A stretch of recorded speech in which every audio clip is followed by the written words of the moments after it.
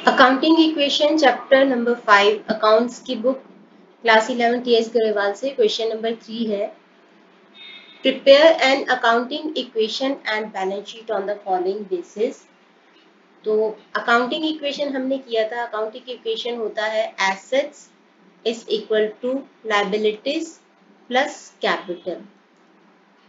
तो जो भी ये ट्रांजैक्शंस होती हैं इससे हमारी एसेट्स लायबिलिटीज या कैपिटल के ऊपर एक इफेक्ट आता है, लेकिन अकाउंटिंग इक्वेशन हमेशा बैलेंस्ड रहती है, यानी कि assets will always be equal to liabilities plus capital, चाहे कोई भी ट्रांजैक्शन हो। तो हम इसको करते हैं। फर्स्ट ऑफ ऑल हम यहाँ पे साइड पे बनाएंगे ये क्वेश्चन को। Gurman started business with cash 20,000। Gurman ने 20,000 कैश से बिजनेस स्टार्ट किया है। तो कैश एक एसेट होती है 20,000, और जितना भी बिजनेस में इन्वेस्ट किया जाता है प्रोप्राइटर के द्वारा, चाहे वो कैश है, चाहे एसेट्स है, चाहे गुड्स है, वो उसकी कैपिटल होता है। तो हम सबसे पहले साइड में इसको बनाएंगे। Assets is equal to liabilities plus capital. आपको सबसे पहले लिखना होता है assets is equal to liabilities plus capital.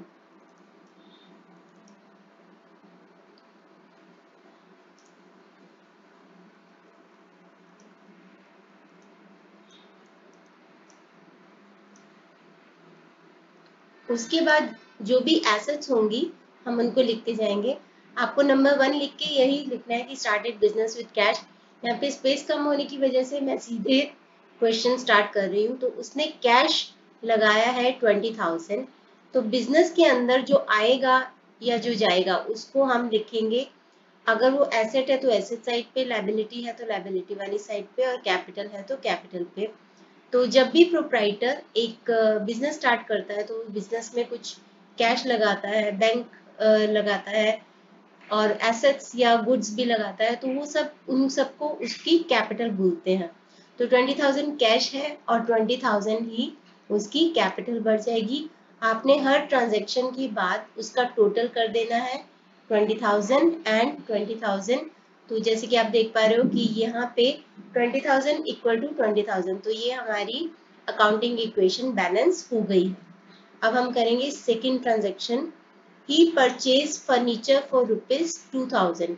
उसने फर्नीचर खरीदा है 2,000 का। फर्नीचर एक एसेट होता है, तो उसने 2,000 का फर्नीचर खरीदा है। जब पार्टी का नाम नहीं लिखा हो कि किससे खरीदा है, और जस्ट ऐसे ही लिखा हो कि कुछ परचेज किया है, तो हम उसको मानते हैं कि वो उसने कैश पे खरीदा है।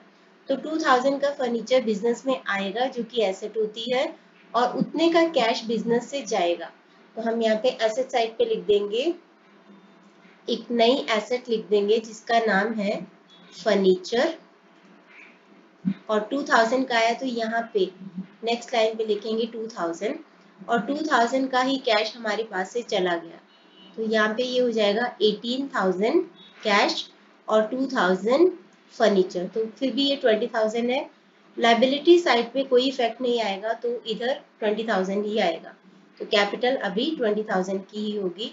यहाँ पे हम मार्क करके यहाँ पे हम लिख देंगे 20,000। बाद में हम हाइफन वगैरह डाल देंगे साइड साइड में, मैं आपको दिखा दूंगी कि कैसे। थर्ड है ही पेड रेंट ऑफ ₹200। उसने 200 रुपीज का रेंट पे किया, यानी कि एक्सपेंस किया। तो उसने रेंट पे किया तो उसकी पॉकेट से, उसके बिजनेस से कैश चला गया होगा 200 का। तो हम सबसे पहले कैश में से 200 को माइनस कर देंगे। तो आप यहाँ पे लिखोगे 200 माइनस कर दो कैश में से, और यहाँ पे ये रह जाएगा 17,800 का। जितने भी एक्सपेंसेस होते हैं, एक्सपेंसेस जो होते हैं उसके प्रॉफिट को कम करते हैं, और अगर प्रॉफिट कम होगा तो कैपिटल भी कम होगी, क्योंकि जितना भी प्रॉफिट होता है वो कैपिटल में ऐड हो जाता है। तो एक्सपेंसेस की अमाउंट से हम कैपिटल को कम कर देंगे। तो यहाँ पे कैपिटल भी 200 से कम हो जाएगी। अगर ये इनकम होता तो हम उसको कैपिटल में ऐड कर देते। तो कैपिटल रह जाएगी 19,800। फर्नीचर उतने का ही है 2,000 का। तो आप देख पा रहे हो यहाँ पे 19,800 एसेट साइड पे, और कैपिटल साइड पे भी, लायबिलिटी साइड पे भी 19,800। तो अकाउंटिंग इक्वेशन बैलेंस हो जाएगी। नेक्स्ट है ही परचेज गुड्स ऑन क्रेडिट ₹3000। उसने 3000 के गुड्स खरीदे हैं क्रेडिट पर, यानी उधार पर खरीदे हैं। तो गुड्स होता है स्टॉक, स्टॉक जो कि एसेट होता है। तो 3000 की एक नई एसेट आ गई है जो कि उसने उधार पर खरीदी है। तो हम एसेट साइड पे एक नई एसेट लिखेंगे जिसका नाम है स्टॉक। ये उसने खरीदी है 2000 की, तो हम यहाँ पर नेक्स्ट लाइन में लिखेंगे 2000। अब क्योंकि उसकी पॉकेट से कुछ नहीं गया, क्योंकि उसने कैश नहीं खरीदा, ये उधार पर खरीदा है, तो जब उधार पे खरीदा जाता है तो हमारी लायबिलिटी इंक्रीज हो जाती है। जिससे भी हम गुड्स उधार पर खरीदते हैं उस लायबिलिटी का नाम होता है creditor. Creditor is a person from whom we purchase goods on credit, जिससे हम गुड्स को क्रेडिट पर खरीदते हैं। तो एक नई लायबिलिटी बढ़ गई हमारे पास जिसका नाम है क्रेडिटर, और ये लायबिलिटी है 2000 की, क्योंकि इसने 2000 के गुड्स खरीदे। 3000 के खरीदे हैं, तो 3000 लिखेंगे यहाँ पे। 3000 के उसने गुड्स खरीदे हैं।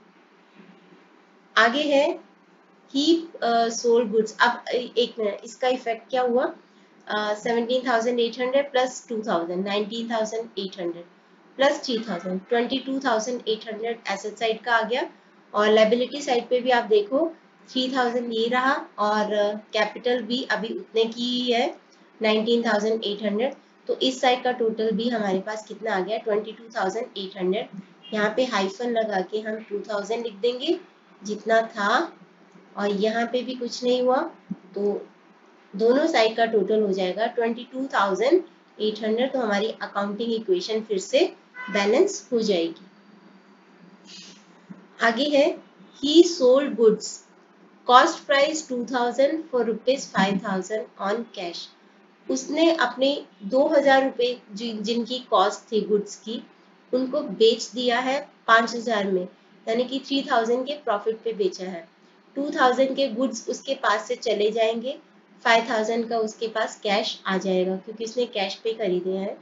तो हम यहाँ पे लिख देते हैं स्टॉक में से 2000 के गुड्स उसमें से माइनस हो जाएंगे, क्योंकि उसने इतने के गुड्स बेच दिए, तो उसके गुड्स रह गए 1000 के। 5000 का उसके पास प्रॉफिट कैश आ गया क्योंकि उसने कैश पे बेचे हैं। फर्नीचर पर कोई इफेक्ट नहीं है तो इसको एज इट इज रहने दो। अब जितना भी प्रॉफिट होता है उससे हमारी कैपिटल इंक्रीज हो जाती है। 2000 के गुड्स थे, उसने 5000 पे बेच दिए, यानी कि 3000 का उसको प्रॉफिट हो गया। तो 3000 की प्रॉफिट से उसकी कैपिटल बढ़ जाएगी, तो कैपिटल में 3000 ऐड कर देंगे, यहाँ पे आ जाएगा 22,800। क्रेडिटर्स पे कोई फर्क नहीं पड़ रहा, तो एज इट इज हम इसको लिख देंगे।